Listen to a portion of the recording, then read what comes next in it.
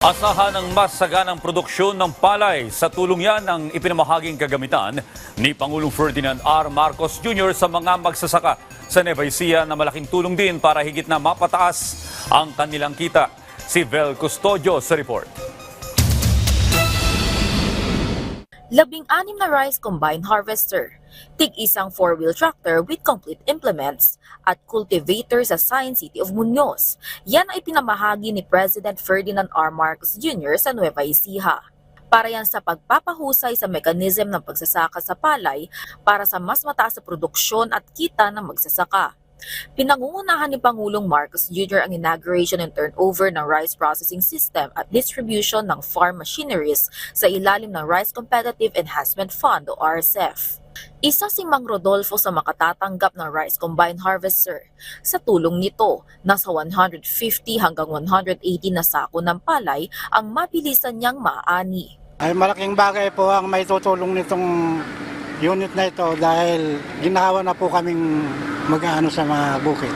Nakaka5 hektarya o 6, ganun. Depende po sa kunang panahon. Halimbawa may ulan na, pwede na namin ikuan kagad para maayos na.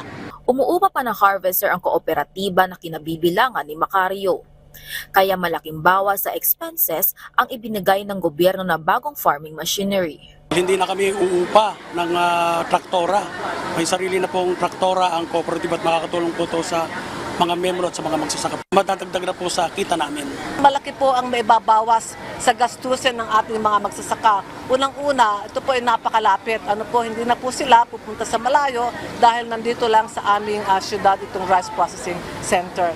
Sa pangunguna ng Philippine Center for Post-Harvest Development and Mechanization o PhilMec, layunin ng rice mechanization component na pababain ng production cost na humigit kumulang 2 hanggang 3 pesos kada kilo ng palay.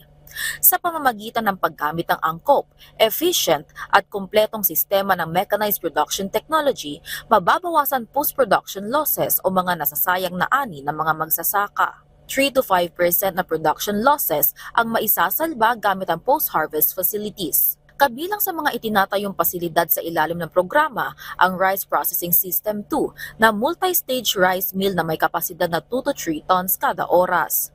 Katumbas yan ng 55 million pesos. Presidente na mismo ang pumunta at para makita at nagpa-update sa progreso ng mga rice processing systems at dryer systems. At napaliwanag nga namin na 145 na inatayo natin this year.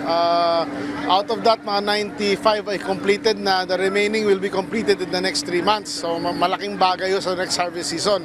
Kabilang din sa ipinamahagi ang 2 recirculating dryers na may kakayahang magpatuyo ng hanggang 12 tons bawat batch. May kabuuang halaga ang mga dryers sa 8.66 million pesos. Ayon sa DA, mahigit 200 na ang na-procure sa drying system nationwide at magdadagdag pa ng 100 para i-deploy ngayong taon.